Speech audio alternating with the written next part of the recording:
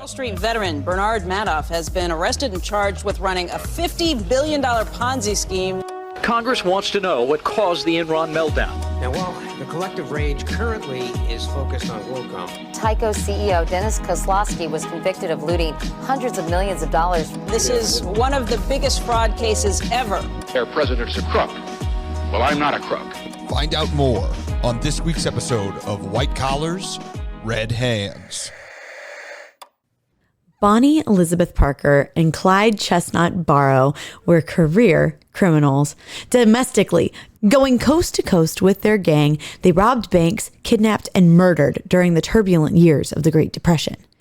They met, like most couples do, through mutual friends and bonded over hot chocolate.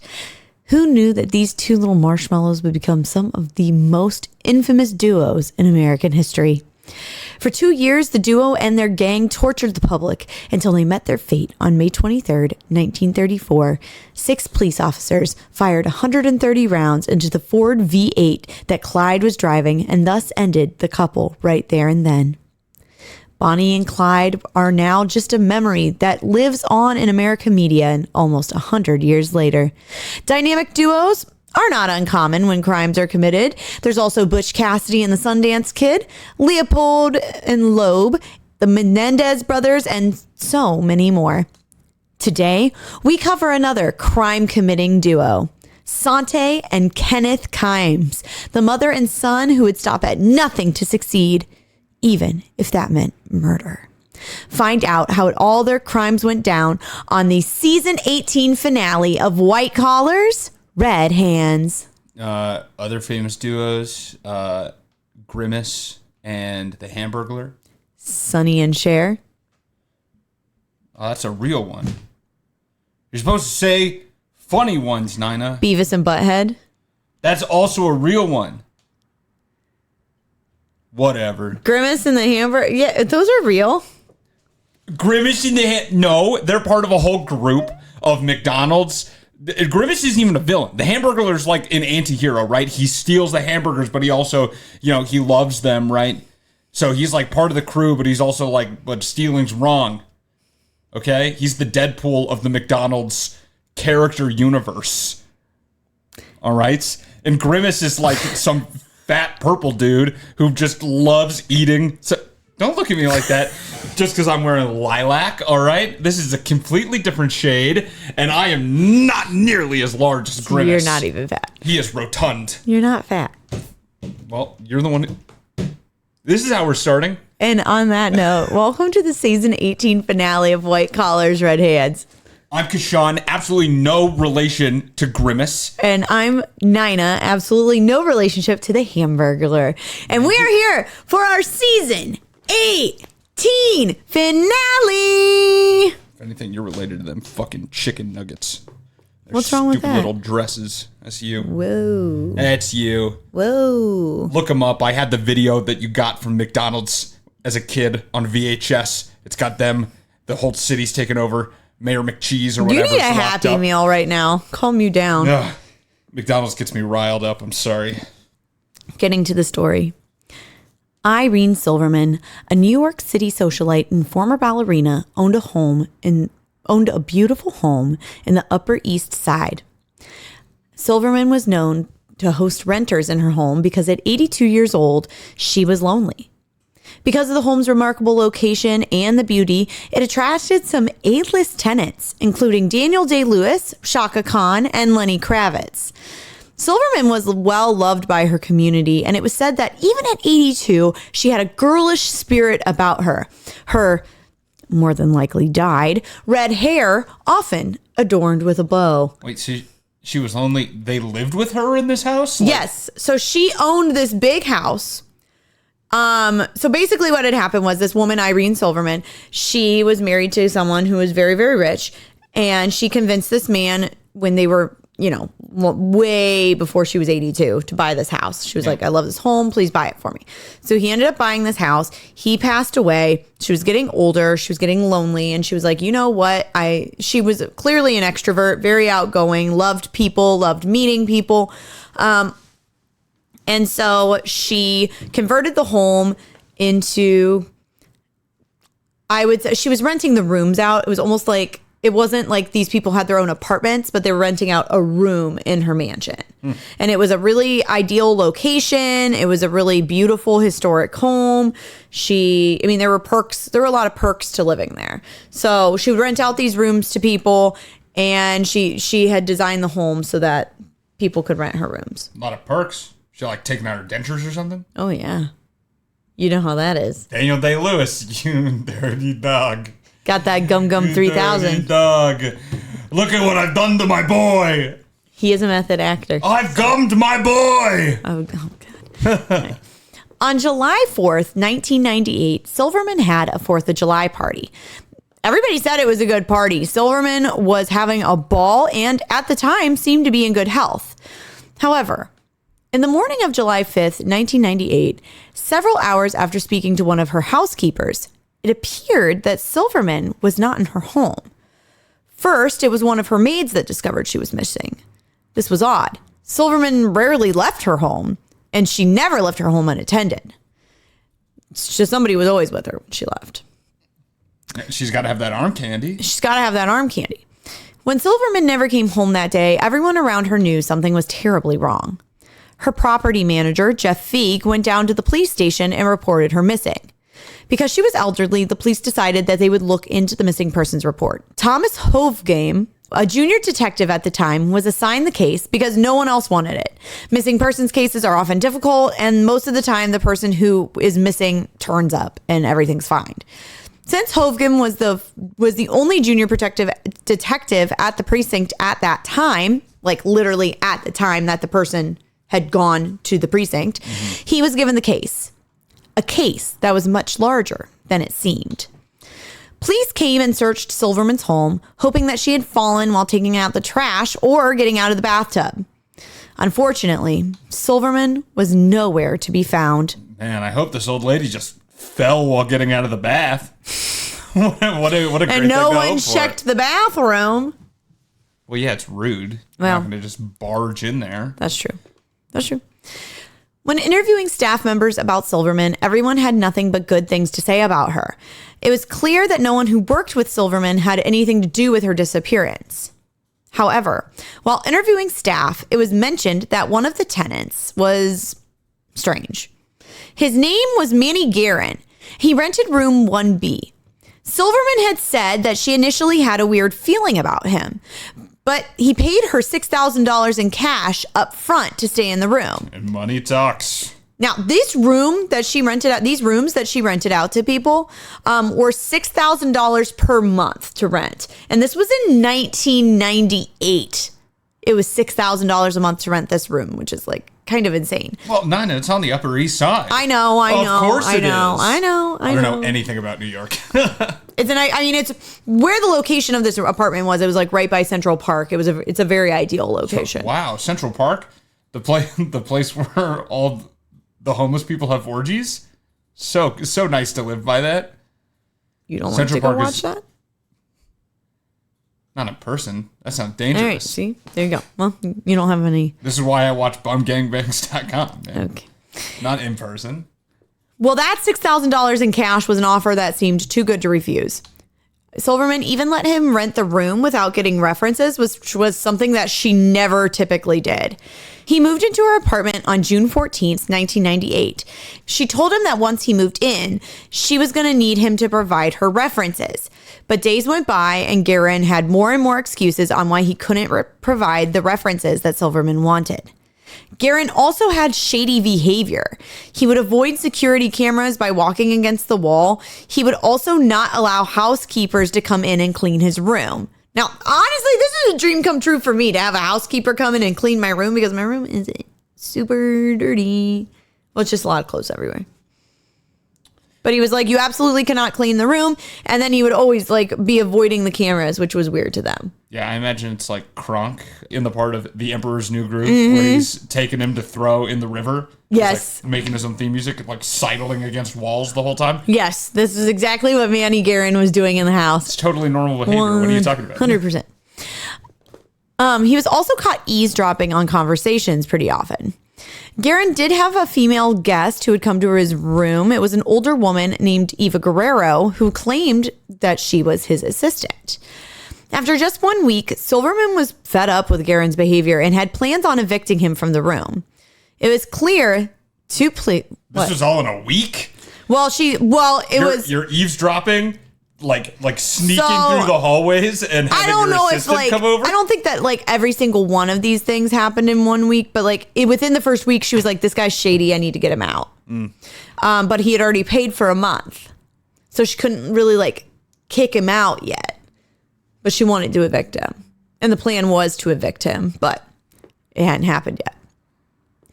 It was clear to police that Manny Guerin was a person of interest. When police came to his room to interview him, all they found was a messy apartment. There was no sign of Manny Guerin anywhere. But who is Manny Guerin? When police looked for him, they couldn't find anything about him. It was as if he didn't exist. A police sketch was made of Guerin, and it was put on the news, hoping that someone would have some information about him. The sketch worked, and within 24 hours, an FBI agent saw the sketch of Manny Guerin and called in. The FBI agent actually had arrested 2 suspects the night before for a stolen car case that was actually in Utah. Neither of these individuals were named Manny Guerin. Their names were Sante and Kenneth Kimes Jr., and the Irene Silverman case was just the beginning. So Sante Kimes is a woman with a story. Kimes was born into poverty, and according to her, her father left the family when she was young. Her mother was a single mother, and in order to make ends meet, she had to resort to doing sex work. However, Kimes' oldest son claims that this is false and that his grandmother was never a sex worker. Like you'd know? Exactly. She said. We'll see. I met my grandma, and her vibe was not very sexy. So grandma was not. I just can't believe that my grandma was giving blowjobs in the alley. Sure. Like, it's totally not like her. Even if she was, she must have not liked it, because I'm just saying, she didn't really exude sex appeal, my grandma. Don't know. No. From everything we know about Sante's upbringing, she had a very turbulent childhood. Because of her mother's alleged line of work, Sante says that she was molested often as a child and even had an incestuous relationship with her older brother. Sante's sister claims that Sante was a pyromaniac and would burn her sister's fingers and would also dabble in animal cruelty. When she was a teenager, Sante moved with her mother to Los Angeles. After moving to Los Angeles, she was adopted by Edwin and Mary Chambers, a couple who was unable to have children and wanted to welcome a child into their home. This was all very strange to me, that she got to Los Angeles, someone was like, oh, I know this couple who wants a kid and you're not being taken care of, so they adopted her. Yeah. It's very strange. What's up with these chambers of secrets? Chambers of secrets, yeah. It is said that the Chambers household, they were a middle-class family, but their house was full of love, and they supported Sante with whatever she needed. Although she had been adopted into a loving family, Sante was not able to shake her old ways. In 1996, she rekindled her relationship with a former high school flame, Edward Walker. They got married and had a son named Kent Walker. Sante and Edward had an on-again, off-again relationship. She was a single mother for most of Kent's childhood, and she would coerce him into her schemes. She would often have Kent help her steal things that they needed or wanted. Kent recalls the first time that he stole something by himself. He tried to steal a surfboard when he was 12 years old, but he got caught. Sante was furious, not because Kent stole the surfboard, but because he had gotten caught. He recalls his mother taking him back to the shop and showing him what he should have done instead to avoid getting caught.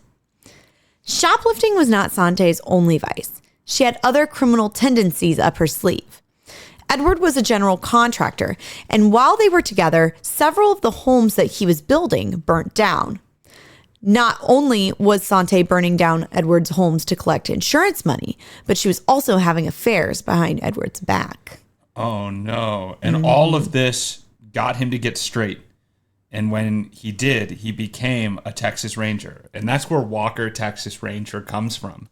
Believe it or not. You didn't know Chuck Norris had that backstory, did you? Yeah, Chuck Norris. Now you know. This was him. Now you know. So, well, she and Edward Walker split up, and upon their divorce, Sante and Kent moved to Palm Springs, California. When they moved, Sante told her son that she was on the hunt for a millionaire, and she wasn't kidding. Sante did have what it took to bag a millionaire. She was charming, fun, and beautiful. Many people said that she resembled Elizabeth Taylor when she was younger, and I agree. She did. Like, I mean, if she's walking down the street, Kent tells this story that one time they were at a restaurant and somebody came up to her and asked for an autograph, and she just like gave it to him. I don't think that because they thought she was Elizabeth Taylor. She did resemble Elizabeth Taylor, but like, if you squinted. After moving to Palm Springs, she got a job at a magazine called Millionaire Magazine, where they would interview millionaires. It's a little on the nose. I mean, hey, that's a great way to get in, I guess. Yeah. Well, it was there that she met her next husband, Kenneth Kimes Sr. Kenneth Kimes Sr. was a recent divorcee with a net worth of $20 million. He was the exact type that Sante was looking for. Just millionaire. There's one box to check, and he checked That was it. He checked it 20 times there over. There were two. Alive and millionaire. Yeah, but you only got to be alive for a little bit. Well, that's all that she needed, was just a little bit. Maybe a half check on that one. The two started dating, and Kenneth fell madly in love with Sante. The two welcomed a son, Kenneth Kimes Jr., on March 24th, 1974. Sante and Kenneth Sr. got married on April 5th, 1981. So they waited a while to get married after they had their baby. Kent Walker. So this is very annoying. She has a son named Kenneth and a son named Kent. Cool. Kent and Kenny. Don't do this. That's really annoying. Don't do this to your kids, please. Kent Walker notes that his brother Kenny had an extremely strange upbringing, even stranger than his own. Sante kept Kenny very close to her and was extremely protective over him. She ruled over him with an iron fist. He didn't go to school. Instead, he had tutors that would come to the home. He didn't really have friends, and she monitored his whereabouts at all times. Kent's ex-girlfriend recalls her and Kent like sneaking Kenny out of the house to get ice cream without his mom knowing, because like she would not want him to leave the house without her. It was really strange. Huh. Well, he's heir apparent to the Kimes fortune. Mm-hmm. That's true. So that's true. You have to keep him close to the breast. Yeah. Kent describes Kenny as spoiled and that he was kind of a brat. Oh, what? Shaggy. What would have done that? Although she was married to a millionaire, this didn't stop Sante's kleptomaniac ways. Whenever she got into trouble, she was stealing shit all the time. Like one time she stole a Cadillac and like had a stolen Cadillac at their house because she just wanted to steal it. They could afford the Cadillac. She just stole it. I'm not gonna lie, that is a boss ass thing to steal. I mean, yeah, it's not the only car she'll steal. Whenever she got into trouble, Kenneth Sr. was always there to bail her out. She would also like to introduce Kenneth Sr. as an ambassador, even though he wasn't an ambassador. And this actually worked. And they got to go to the White House during the Ford administration. And there was like, I don't even know what her reasoning was for this. There was like no reasoning other than she just like wanted to appear to be more important than she was. I'm more worried that you can like get into a White House event just by saying, oh, well, this was the 70s. My husband's an ambassador. Yeah, and then while she was she was at the White House, and they were at one of these things where she was pretending that her husband was an ambassador, and she like stole a mink coat while they were there. Like, you're not gonna get caught. She got caught, and then that's how they like figured out that they wasn't really an ambassador. But like, she had a mink coat on already. She put, and somebody had theirs over a chair, and she put hers over theirs, and then just picked both of them up. Dude, she double bagged herself in mink coats? Yes. She must have been so fucking hot. I know. Yeah, probably. What is the like? And what was the reasoning? She is 100% like a textbook kleptomaniac. She is stealing for no reason. Like, she just wants to steal shit. I mean, hey, what a great story, though. I know, If right? this didn't end in murder, what a great story, you know? Well, Sante was known for being a charming woman, but she did have a mean streak. Kent's girlfriend from high school recalls that she and Sante got along very well in the beginning, and that Sante adored her. She really did love her. The girlfriend loved Sante, and she enjoyed spending time at her boyfriend's house, but when Kent confided in her that his mother was having him commit theft, because even as a teenager, even after she married Kenneth Sr., she was still having Kent help her steal stuff. Like there was even this one time that she was stealing something. This was a little bit before she got married to Kenneth, but she stole something. The shopkeeper caught her, and Sante punched Kent in the mouth, and he started bleeding. And then the cops showed up, and she was like, "Oh, the shop owner punched him." So then the police officer like starts arresting the shop owner, and then they got away. Oh man. Like it was just like crazy stuff all the time. It was so easy to be a criminal in the 70s. You could just punch your kid in the mouth and blame it on a shop owner, and they can't like check. They can't do anything. There's no cameras. That's so crazy. Literally. But Kent told his girlfriend, like, my mom like has me steal stuff all the time. And his girlfriend was like, you need to stop doing that because it's illegal, obviously. And she didn't want him to go to jail. Shortly after that conversation, Kent told Sante that he could no longer help her with her crimes. This news infuriated Sante, and she warned his girlfriend to never speak to Kent again. Soon after Sante confronted Kent's girlfriend, the police showed up at the girlfriend's house without warning her that Sante had put a hit out on her and that she really shouldn't contact Kent anymore and be careful when she left her house. Which is so extreme and crazy. How did they even find out that she put a hit on her? I don't know. Are these fake cops that she hired to go tell this child that I took out a fucking murder contract on her? You know what? I wouldn't put it past her to do something crazy like that. Because I feel like the cops would just arrest the person. Well, that's what I thought when I heard the story. If they have enough to go tell her, why would they not just arrest her for it? That would make a lot more sense. They're going to rent a hitman. That's probably what happened. But the girlfriend, I think, believed that they were cops. Damn. And she was terrified. So she ended up ghosting Kent, and it's a guilt that she's carried throughout her whole life. Like I was listening to an interview with her, and she was a grown adult woman in her 50s, and she was like crying, recalling this. She was like, I know that he thought I didn't love him anymore, and that I just like went like up and left, but that wasn't the case. Like I loved him, I wanted to still be with him, but his mom like wanted to kill me, so I couldn't be with him anymore. Yikes. And she's like, and he never knew that. Don't know what that's like. Parents love me. I don't know what it's like either. I don't date anybody seriously, so I'm safe. Sante's mean streak bled into one of the most diabolical crimes that she commits. Although Sante was married to a millionaire, she did not want to spend money on frivolous things, such as cleaning the house. However, Sante did not clean that house herself. Instead, she would find young, undocumented immigrants to come clean her home and essentially held them hostage and enslaved them. She told them that if they didn't follow her orders, that she would report them to the police. Sante and Kenneth Sr. did get caught for enslaving housekeepers in their home. Kenneth Sr. took a plea bargain, but Sante decided to go to trial. She was sentenced to 5 years in prison. What the heck? Yeah. And now the president's doing this with no recompense? Yeah. When she was released from prison in 1989, it seemed as though things were pretty normal for the family. That was until Kenneth Kimes Sr. died of a brain aneurysm in 1994. After his death, Sante realized that she had squandered most of her husband's fortune, and that the money that he did have was left in bank accounts that did not have her name attached to them. She had to get creative.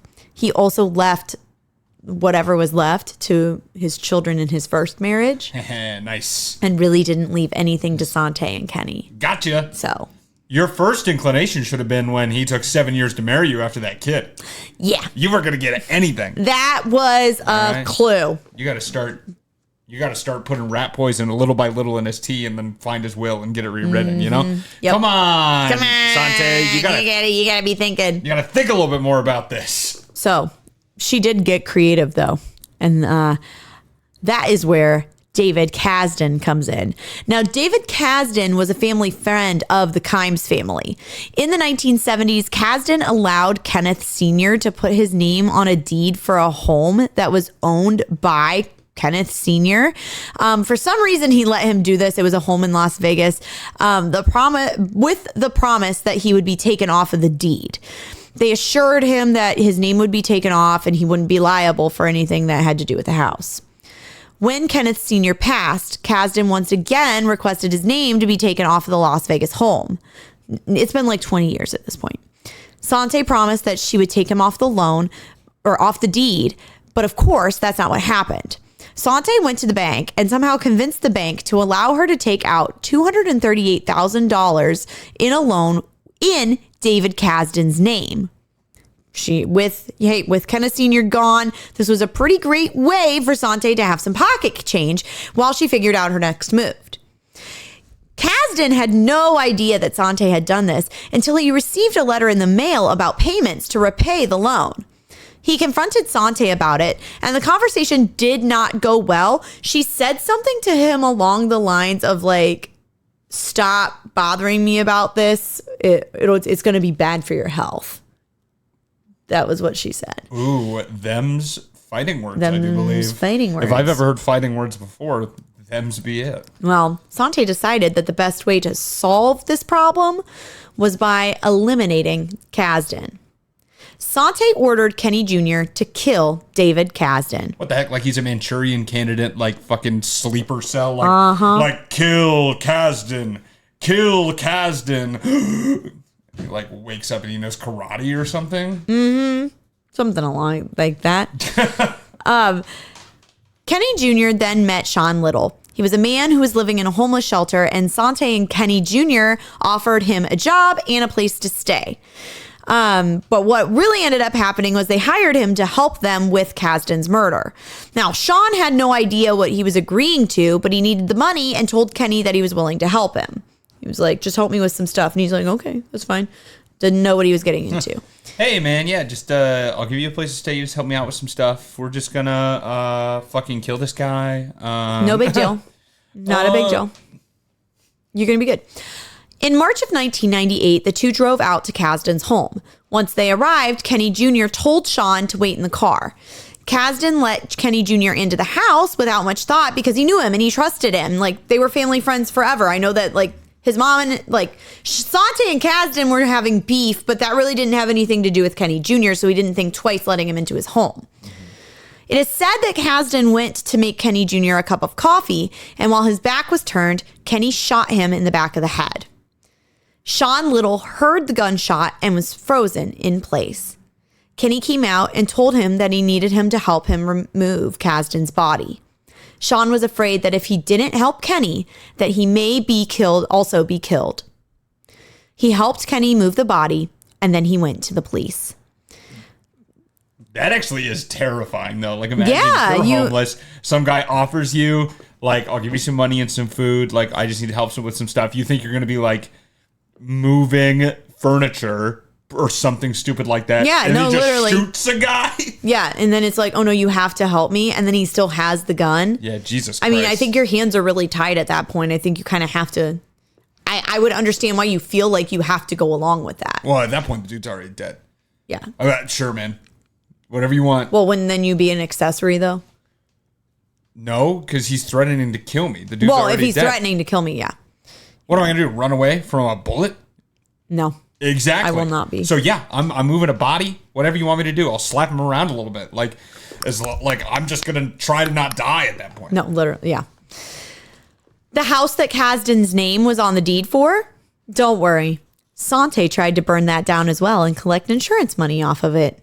It didn't really work though. That time it didn't work. You took out a huge loan against the property too, so it's like. Yeah, literally. She's dummy. A few days later, a different homeless man was rummaging through a dumpster near LAX, and while he was looking for cans, found a foot. That foot belonged to David Kasdan, and the hunt for Sante and Kenny Kimes begins.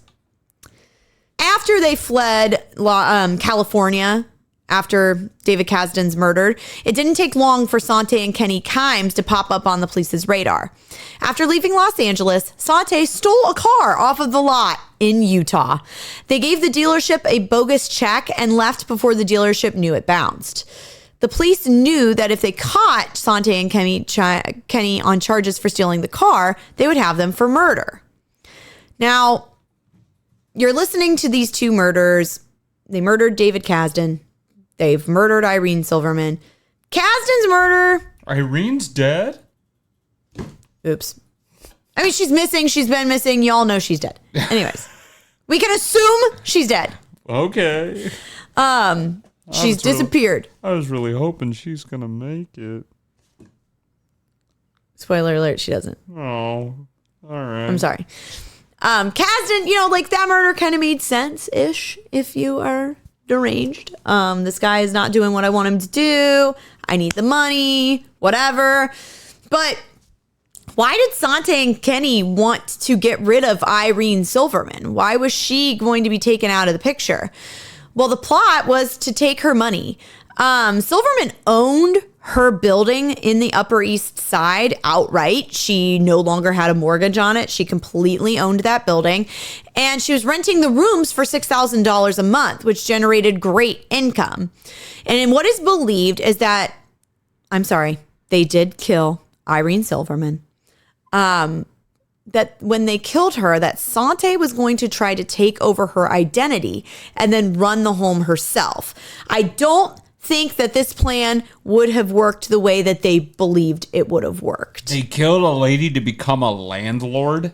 Literally. This is the stupidest motivation for murder I've ever heard in my life. Yeah. Basically, they were trying to steal her house and then own it and become landlords. Yes. Yeah, because that won't look...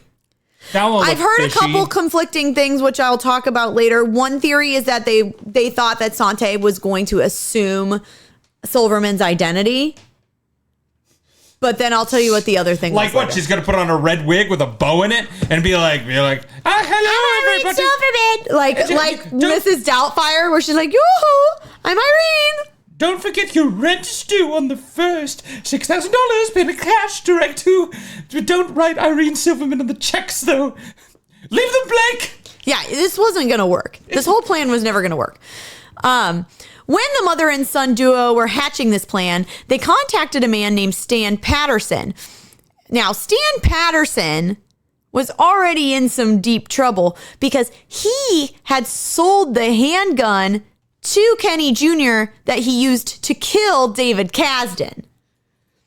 Now, they wanted him to help them manage the property on the Upper East Side. Patterson agreed to help them, but was secretly acting as an informant for the police so that he could avoid jail time and a murder charge.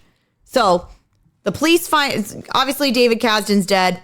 They find out that Patterson sold Kenny Jr. the gun, and they were like, if you help us catch this guy, you're not going to be in trouble.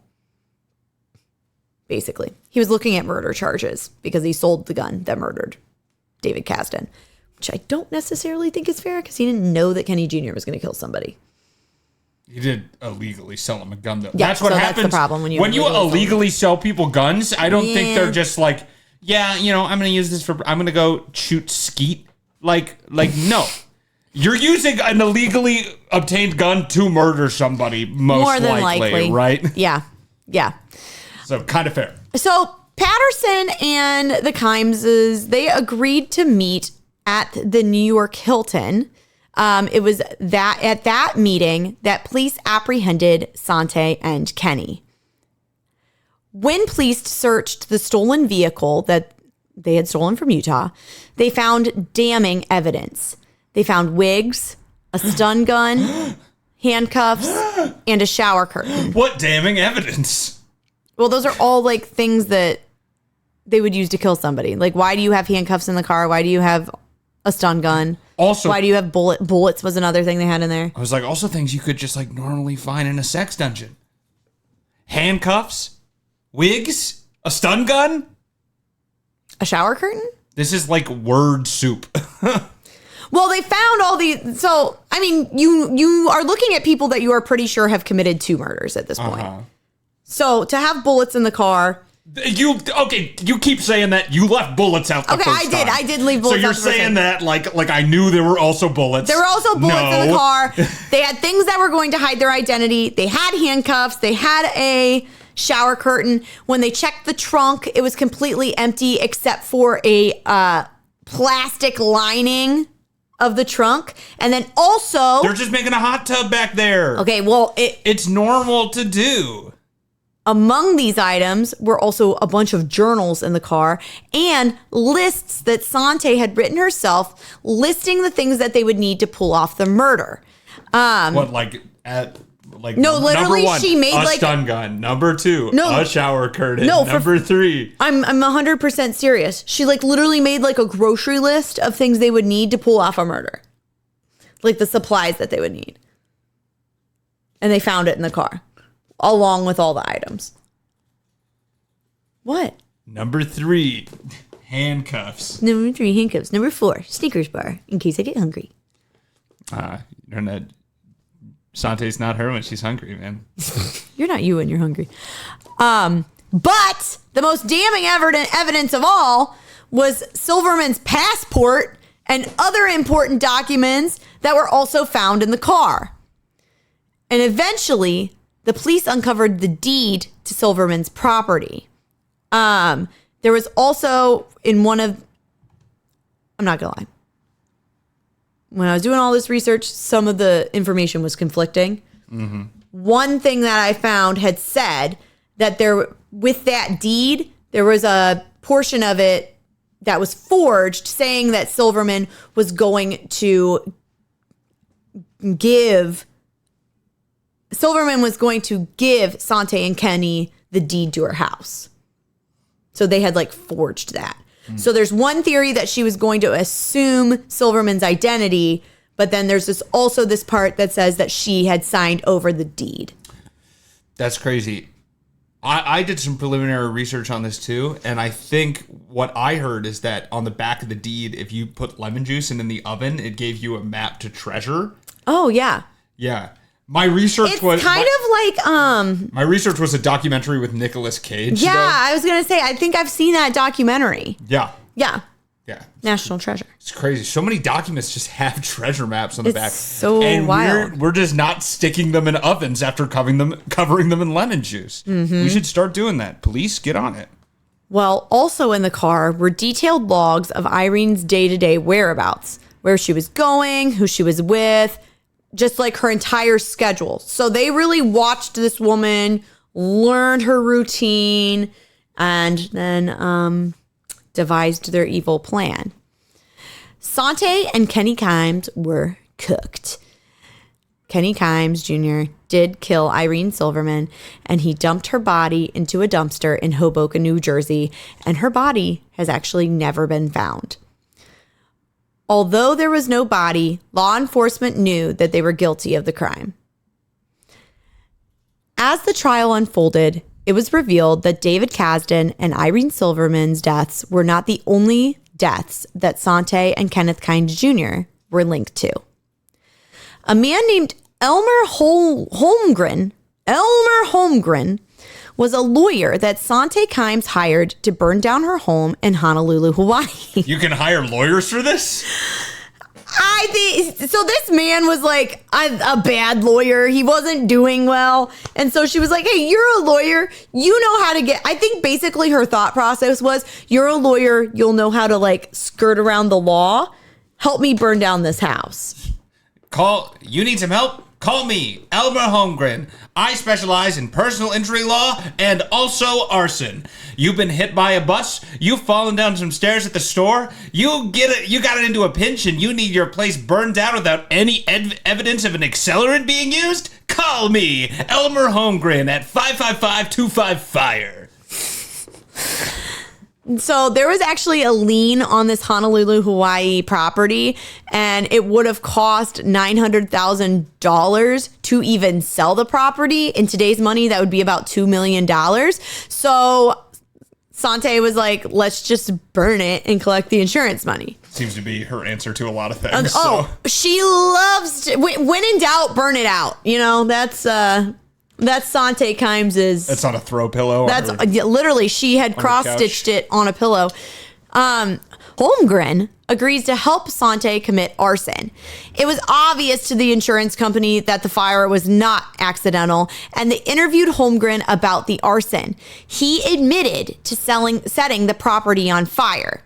Well, that was not enough fire, because on October 24th, 1990, Sante then burns down Holmgren's office because there were documents in there that were going to be incriminating to her inside the building. Before the case could be brought to trial, Holmgren told his family that he was going to be taking a vacation to Costa Rica with some friends. Who were those friends? Sante and Kenneth Kimes Sr. So this was before Kenneth Kimes had died. Though Kenneth Kimes Sr. had died. However, his holiday in the sun ended early when he was murdered by Sante Kimes on vacation. Kenny admitted that his mother told him about the murder. She allegedly, this is pretty gross. She allegedly hit him in the head with a hammer until he died. He was in the passenger seat of the car and she was in the back seat, and she beat him in the head with a hammer until he died. How do you not get found out? That sounds like it's going to create a hell of a mess. Yeah, well, no charges were ever brought against Sante for this crime. And sadly, this is not the only murder that the Kimes family got away with. Kenny Kimes also admitted to murdering a man by the name of Syed Ahmed. Ahmed was a banker who was in charge of Sante's offshore bank accounts. Ahmed had found some irregularities in Kimes' bank accounts. And so these accounts were held in the Bahamas. Kenneth Kimes Sr. had a lot of offshore bank accounts. He was a multimillionaire. Yeah. Every multimillionaire has fucking accounts in the Bahamas, I guarantee you. Exactly. So Sante and Kenny went down to the Bahamas to meet with Ahmed, and they ate dinner with him. During that dinner, they drugged Ahmed, took him back to the hotel room where they drowned him, and then dumped his body offshore. Sante denies any involvement with Ahmed's death, and she says that Kenny only said this to avoid the death penalty for both of them. Basically, he was like, I'll admit to this murder if you don't give us both the death penalty. And so they were like, okay, fine. But they never actually, like, charges for his death were never, when they went to trial, there were no charges for Ahmed's death, only for Silverman's and Kasdan's. The time leading up to the trial was tense. This case obviously was sensationalized, and people knew that Sante and Kenny, people just already knew that they were guilty. They were guilty. They were not innocent until proven guilty. People knew that they did this. And what is really sad is when Kent Walker, her son, they ended up becoming estranged because, obviously your mom's a wackadoodle and your brother is in cahoots with her, and it would be best to separate yourself. Oh, sorry, just what frivolous and whimsical words to use for these people that are like brutally executing people. She like drowned this guy. She hit a guy in the head with a hammer 7 times. They murdered an old lady. What a wackadoodle. Huh? What are you? What? Okay, she's a bitch. She's a horrible person. It just see that you're overcorrecting now, but wackadoodle's an interesting choice. I just wanted to point that out. I don't know why I picked that word. And her son is in cahoots with her. They were. Fair enough. She's a crazy person. And but when he found out, when the whole Irene Silverman case was unfolding, Kent Walker was like, honestly, I'm not surprised.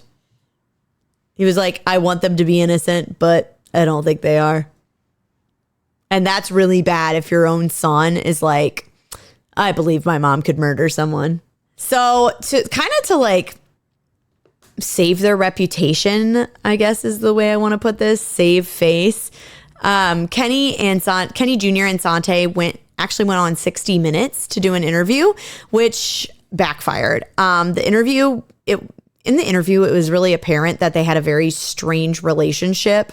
They were sitting super close together, And at first I was like, when I was reading about this, I was like sitting super close together, like whatever. No, they were literally like on top, like they were like on top of each other and holding hands.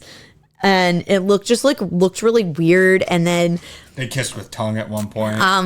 Damn near. And Kenny Jr. was like, oh, my mother's such a wonderful person. She's a beautiful soul inside as well as her appearance and like all this stuff. And it was like really, really weird. She's a beautiful person. She's also hot. She's so hot, guys. Yeah, my mom, the one who was telling me, do it, Kenny, do it, while I was drowning someone. Beautiful person. Jesus Christ. Inside and out. What a wonderful woman. She's just the best. So this 60 Minutes interview sparked rumors that the two had an incestuous relationship. Another reason people were saying this was because when Kenny Jr. was living at Irene Silverman's house, his mom was coming to visit him and was staying with him, and there was only one bed. Allegedly, somebody once said that they walked in on the two of them in bed naked together, but I don't really know. There's not a whole lot of evidence that happened. Sante's other son, Kent, has spoken on this, and he claims that he does not think that his mother and his half-brother had a sexual relationship, but he did say that he felt like they were probably emotionally very intimate with each other. What does that mean? I don't know. I think that you know, emotionally intimate. They shared each other's secrets, which were literally, she knew all his secrets. He wasn't allowed to leave the house. Yeah. Without her. They murdered people together. They murdered people. Like literally, that's your secret. Either way, their relationship is very weird.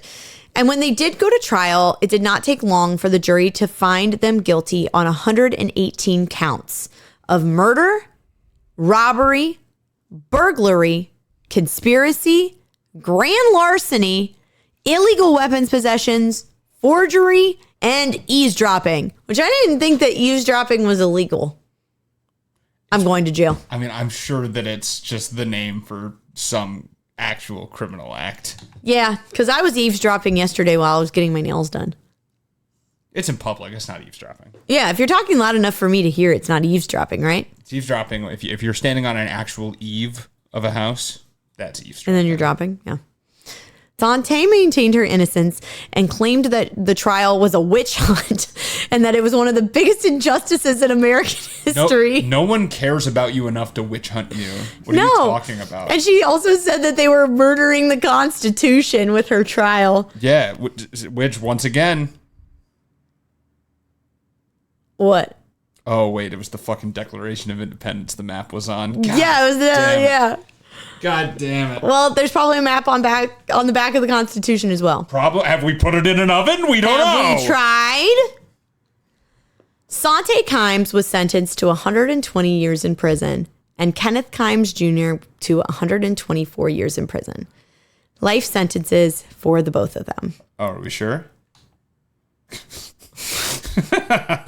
Well, one of them for sure. Oh my! No, both of them for sure. None of them were living to 150, dude. Yeah, it was like she's not eligible for parole until 2116. Oh, chill. Yeah. However, this wasn't the last scandal that Kenneth and Sante. In October of 2000, Kenneth was doing an interview with Court TV, and he held reporter Maria Zone hostage during the interview. She said that during the interview, he was like he kept having to go to the bathroom. And then he was like, I gotta go to the bathroom. And then he like would come back and then he was like, I'm hungry. Can I have something to eat? So she like went and got him a Snickers bar from the vending machine and then some pop. And then somehow he got a hold of a pen and like wrapped his arm around her and like held the pen against her throat and was like threatening and like, yes, dude, this is a hostage situation. And she said that she was able to calm him down by praying with him. And then she also just continued to interview him while he had a ballpoint pen to her jugular. I need a fully gassed 747 and $16 million in unmarked 100s. Yeah. He claimed that he was holding her hostage because he didn't want his mother to die in prison and that she was elderly and shouldn't have to spend the rest of her life in jail, which makes You no guys sense. murdered multiple people. Literally 4 people. It's like you don't understand why you're there. And like, again, back to their relationship, it was really weird. Like, even more recently, there was an interview done with him and he was like, no, I love my mom. I love my mom. I have no hard feelings against my mom. My mom was a good person. He has a very whack view of his mother. A very wackadoodle view of He has her. a very wackadoodle view of his mom. Although it was her son's dying wish that she wouldn't die in prison, it didn't come true. Sante Kimes died in prison on May 19th, 2014. She died of a heart condition at the age of 79. When some people were asked, like Kent Walker, her oldest son, and then his ex-girlfriend, who she allegedly hired the hit on, both of them were like, I felt relief when she died. Yeah, not a good sign that you were a good person. No, not at all. And the girlfriend was like, honestly, I was like looking behind my back all these years, worried that like she was gonna kill me. The one thing I hope that when I die that people don't react with is a whew. You know? That's got to be the worst. Yeah. That would be really sad. Did you hear? Sean died.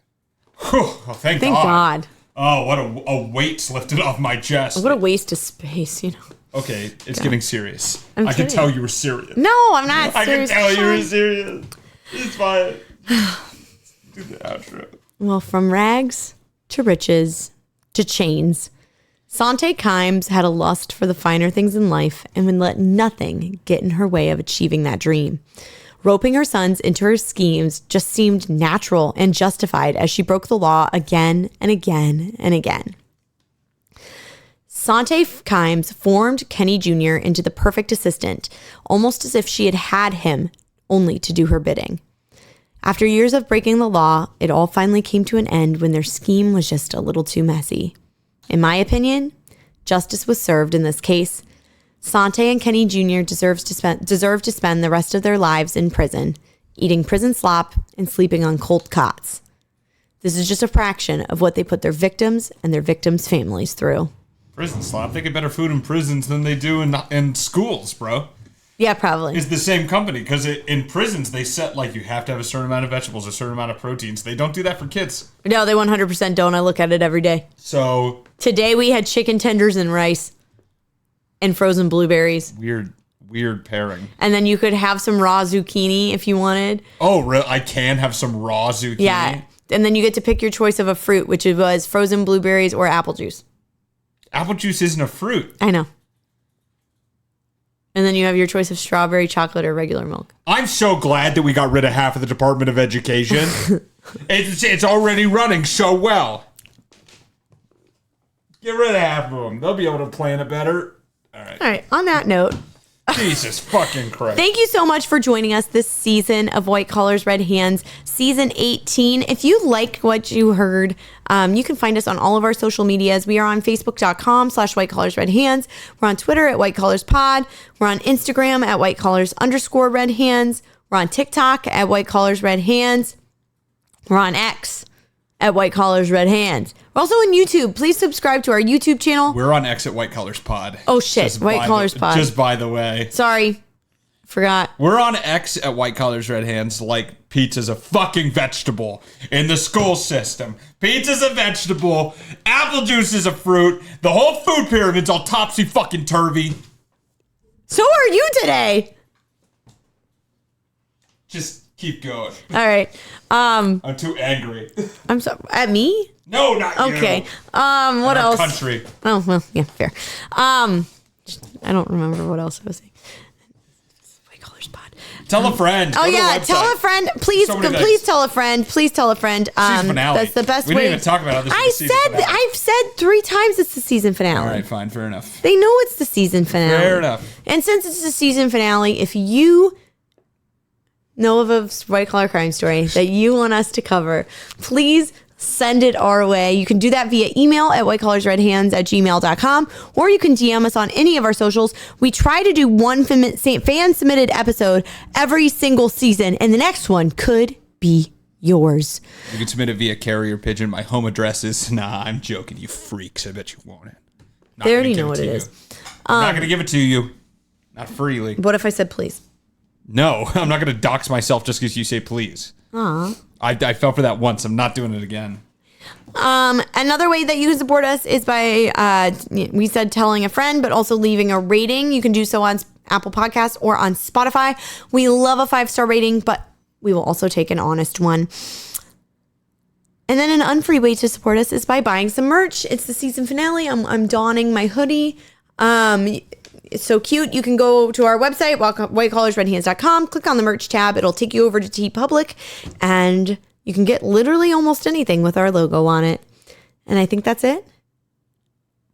Did we say recommend a friend? Did Yeah, we do that? tell a friend. Yeah, that's probably it. Yep. All right.